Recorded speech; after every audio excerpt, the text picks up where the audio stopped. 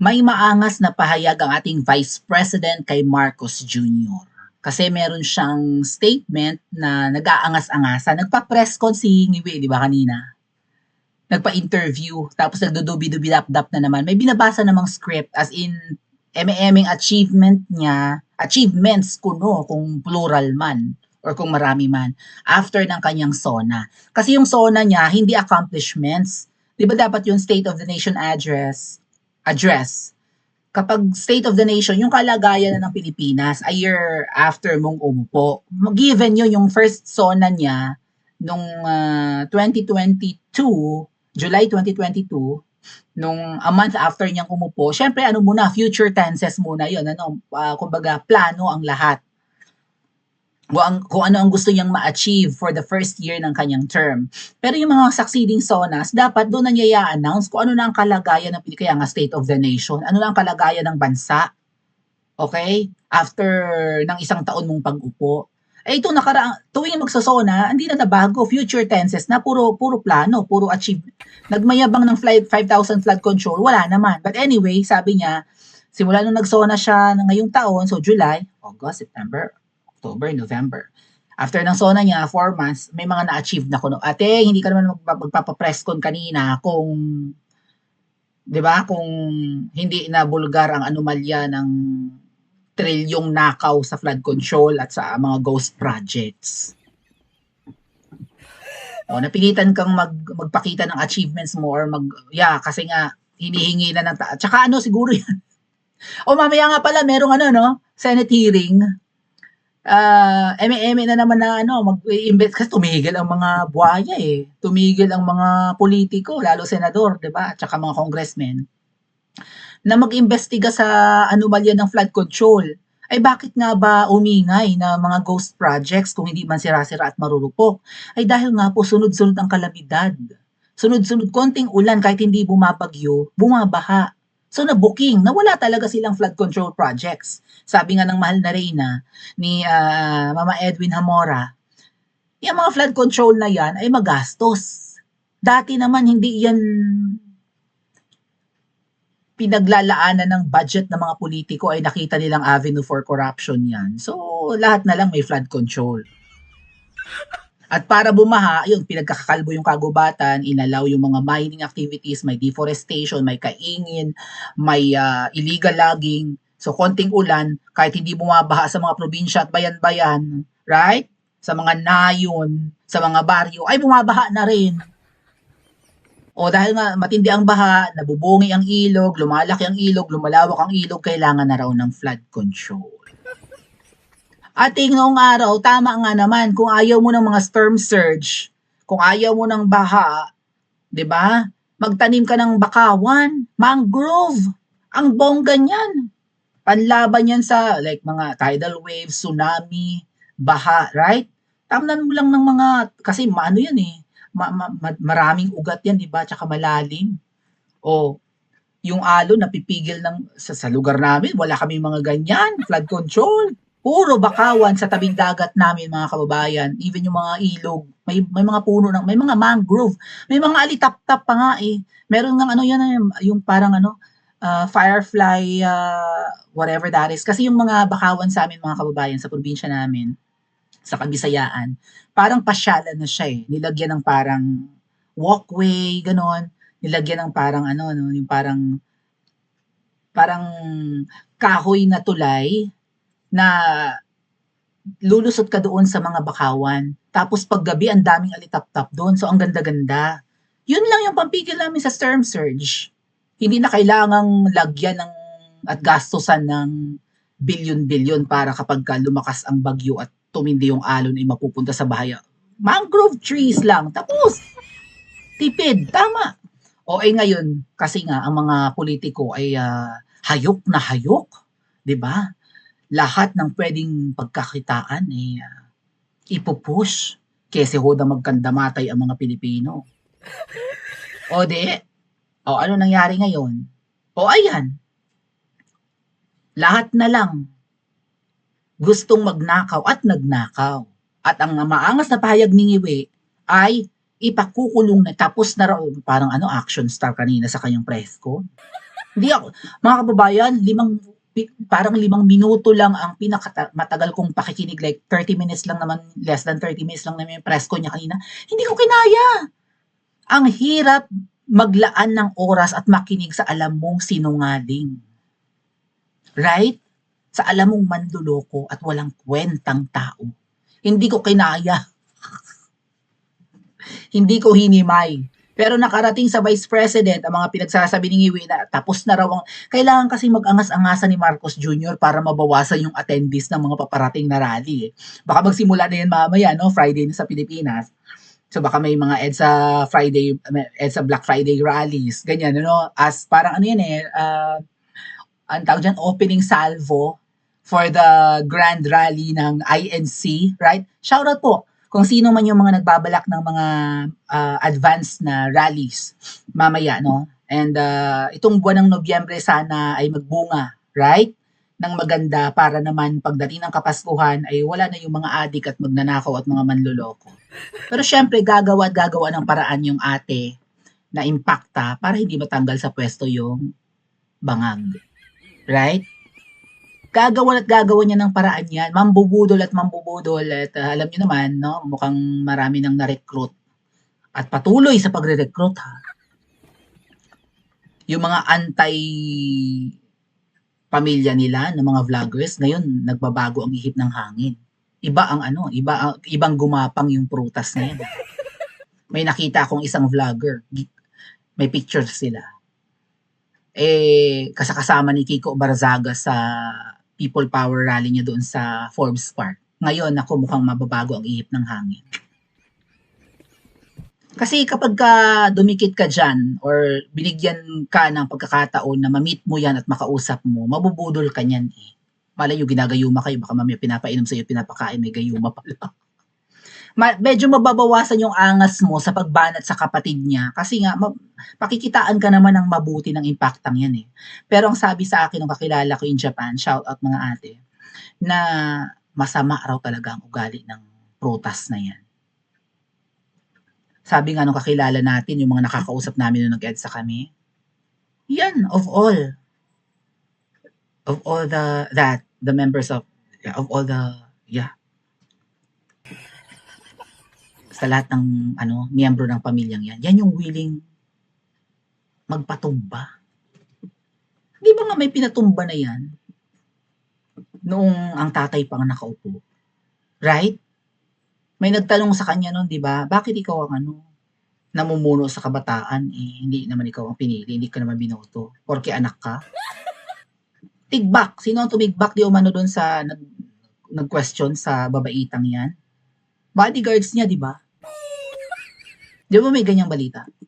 Of all the members of that family, yan yung parang willing kumurgot. Mag-ingat kayo siya. Reputasyon nila yan. Okay? Hindi yan papayag na tuluyang masira ang apelyido nila. Di ba? Kaya nga dumidikit yan kay VP Sara. Para kunwari siya yung iba sa lahat ng ating. Yan ang I know alam ni VP Sara yan. Anyway, maangas na binira-bira ni VP Sara si Ngiwi dahil ang sabi niya, ipakulong mo ang sarili mo, hindi yung si Tamba. So, binasabasa ni Ngiwi ng mga listahan ng, di ba, ng papanagutin kunwari. Talagang wala namang ebidensya kay sa pinsan si Tambaluslos. Wala naman, kundi yung lang, yung sa hearing lang ng Senado. Nilalang mo yun, ay Senate yun. Nilalang mo yung statement ni Guteza, nasabi nga ng Mangga, baka mag-recant, magbago ng tone. So, maliligtas pa si Tamba, mga ating.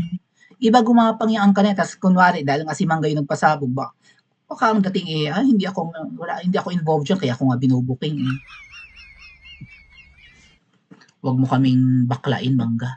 Anyway, pwede na niya ikulong ang sarili niya. Para kay Vice President Sara Duterte, maaari na umanong ipakulong ni President Bongbong Marcos ang kanyang sarili dahil sa umano'y pagkukulang niya sa bayan. Di lang maliit ang pagkukulang, kundi malaking pagkukulang sa kanyang trabaho para sa ating bayan.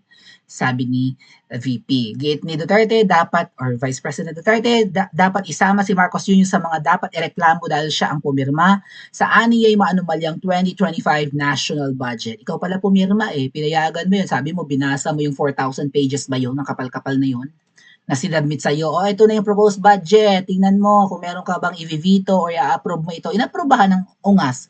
Yang sabi nga may mga blanco doon. May mga blanco na, may mga insertions pa. So kung talagang binasa mo at naiintindihan mo at may tiyaga ka, hindi mo yun pipirmahan, ibabalik mo yun. Ayusin nyo yan, saka ko pipirmahan. Di ba ganun yun? O kaya kung pipirmahan na niya, may mga i-veto siya, hindi to pwede, hindi to pwede, hindi pwede. Ano insertion? Hindi pwede. Ano to? Laki-laki, hindi pwede. O, teka, kaya lang nga po, hindi naman siya ikay magbasa. Biro mo yun, magiging batas ang bill, ang budget taon-taon. Ang proposed budget, pag pinirmahan mo, batas na. Ito na ang budget next year. Tapos hindi mo alam na ganun yung budget, may mga blanco. Kaya nila pinakulong si Tatay Digong eh, ngak-ngak si Tatay Digong. Diba? The most corrupt budget is 2025. 2024 kasi yan, diba, pinropose. 2024, last year. O, nalaman ni PRRD na na pinaka-corrupt yung ginagawang budget para ngayong taon, nung nakaraang taon, habang ginagawa. O, ngaw-ngaw ka na ngaw-ngaw ha, sila ni Pantaleon Alvarez, diba? O, kulong. Kasi si PRRD, alam niya ang trabaho ng presidente. At kapag nagsalita si Tatay Digong, magmumukhang inuutil lalo si Ngiwi. Kaya nga siguro pinakulong. Of all the people na magkikriticize kay Ngiwi, ang former president, ang pinakamatinding kritiko niya. Dahil alam niya eh, ba't pinirmahan mo to? Ay tad-tad ng blanco, puro insertions pa. Puro may mga isiningit. O, hinimay mo ba to? Inaisa-isa mo talaga, binasa mo? Kung 1,000 pages or mahigit man yon, kapal kaya nun? Nung GAB 2024. O, General Appropriations Bill, bago maging act, bago maging act nun, bago pirma, GAB muna. O. So, alam mo na yung mga isiningit doon ay avenues for corruption. Dapat alam mo na may blanco. Dapat hindi mo yun pinirmahan. Ibinalik mo. Ayusin nyo yan, saka ko pipirmahan. Wala kang ginawa. Pinayagan mo. O, bakit trillion ang iba budget? Biro mo yung 6 trillion nga lang eh. Mapupunta pa yung mahigit 1 trillion sa nakaw? Sa flood control? Main problem ba na Pilipinas ang flood control? Actually, hindi mo natin problema ang baha noon. Right? Ay kaso mo, yan nga, rampant yung illegal logging activities. May mga nangangaingin at kumakalbo ng bundok. Merong mga mina. Tapos yung mga forest, baka ginagawa na ring mga subdivisions. Right? Kasi ang maganda yun eh. Kapag medyo nasa elevated na lugar, dyan po sa may bandang Makiling, Laguna, mga pinupoknat yung bundok dyan yung sa Makiling, or yung mga kadikit na bundok ng Makiling, kasi hindi naman iisang bundok ang Makiling eh. Pinupoknat ginagawang subdivision kasi nga malamig ang hangin sa mas elevated na lugar. Same with Tagaytay, gano'n, di ba? So, anong nangyayari? Kawawa na sa ibaba. Pag umulan, ang residents sa ibaba ng bundok, sa paanan ng bundok, yun ang tagtad ng baha at buti sana kung tubig lang, may putik, may bato, at kung may mga kahoy at debris, kung ano-ano pa. Ang dami nagkakandamatay. O, pwede na niya ikulong ang sarili niya, aminin na niya na meron siyang pagkukulang. Yun yung sinasabi mga kababayan. The first stage of grief is denial. Deny. And then magagalit. So hindi tayo makakapag-move on ito. Kasi nasa denial stage pa lang si Ngiwi. Hindi talaga, kahit pitpitin mo yata itlog, hindi siya aamin na siya ang salarin sa lahat ng ito. Kung hindi ikaw ang salarin, Ngiwi, alam mo Marcos Jr., may naiisip akong posibleng tawag doon, pag-asa ng pamilya mo, hindi lang ikaw. Naangka nyo na. May isa akong naiisip at sana makarating sa'yo or sana nare-realize nyo kung hindi man makarating. Kasi tungaw vlogger nga lang ako, malit na vlogger lang. Ang pinakamatindi nyong gagawing sakripisyo na pwedeng magprotekta sa pamilya at angkan mo ay ilaglag mo ang babaeng ahas. Mangga, ipayo mo na to sa kapatid mo. Let go of that bitch already. Hindi nyo naman yan kadugo. Right? Ano bagamangga ang hawak niyan laban sa'yo? Ano ang baho mo na kapag tinraidor ka ng babaeng ahas masisira ang pagkatao mo or reputasyon mo? Oh. Ano? Even itong tambaluslos, hindi rin mailaglag ni Ngiwi. Kasi pinsan niya, I have a feeling na kaya nga inalis yan as House Speaker. Kasi baka pagka dilaglag niya at House Speaker pa rin si Tamba, ipa-impeach siya. For sure may hawak si Tamba na evidence na si Ngiwi ay nagpopulveron. Pinsan niya yan Kahit nga wala siyang picture, wala siyang video, yung mere statement niya, being a relative, di ba? First cousin ng Ngiwi na yan, is a sufficient evidence para ma-impeach si Ngiwi. Ang pinsan ko ay, totoo yung aligasyon sa pinsan ko. Saksi ako. Ako ang ebidensya. Di ba? Pwede yan. Napakaraming uri ng ebidensya, hindi man kailangan picture, hindi naman kailangan papeles, dokumento. Hindi naman kailangan video. Statement mo. Ang pinsan ko ay nagpupulveron. Si Pae na yan. Wala sa tamang pag-iisip, hindi alam ang ginagawa, lumalabag sa batas. Kasalanan sa batas, krimen ang gumamit ng tawas, tanggalin. Baka yan yung hawak ni Tamba. Kaya hindi may laglag ni Ngiwi kanina. Hindi niya pinapangalanan sa mga dapat makulong. Nag-aangas. Tinatanong siya ng media kanina, nag-stutter siya Bakit wala dyan si Tambaluslos? Meron mo yung speaker yun, sa kanila manggagaling ang proposed budget, bakit inalaw ng pinsan mo? At bakit rin inalaw ng Senate? Right? Kasi mula sa lower house, na pinamumunuan ni Tamba, kung maanumalya yung budget dun pa lang. Pagdating sa Senado, hindi yan makakakyat sa presidente. Ay hindi, ba't ganito? Balik. Ganon. Ay dire-diretso napirmahan. So, dapat ka talagang Ngiwi makulong. Ngayon, bakit ko binabanggit na dapat mong ilaglag ang babaeng ahas? Pwede mong sabihin na, well, umami naman siya, hindi siya abogado, right? Kanina, sa press ko, hindi naman ako abogado. Ang asawa mo abogado. Pwede mong sabihin na, binasa ko ang iilan, pero since hindi ko maintindihan at hindi ako lawyer, unawain nyo na, pinabasa ko sa asawa ko.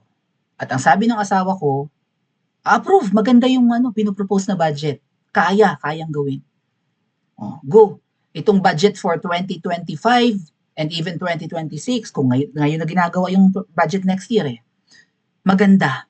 Dapat mong i-approve. Abogado ako, asawa mo ako, kabiyak ako, ako na nag-guarantee sa'yo, bibigyan kita ng summary, maganda. Kapag ito ang budget, uunlad ang buhay ng mga Pilipino. Marami kasing infra project sa budget na to No? Matutuloy ang subway, matutuloy ang rehabilitation ng mga train system ng Pilipinas like PNR and whatever. O may mga ipapagawang tulay, eskwelahan, ospital, road widening, lahat na. Ang iyong build better more ay mapupush.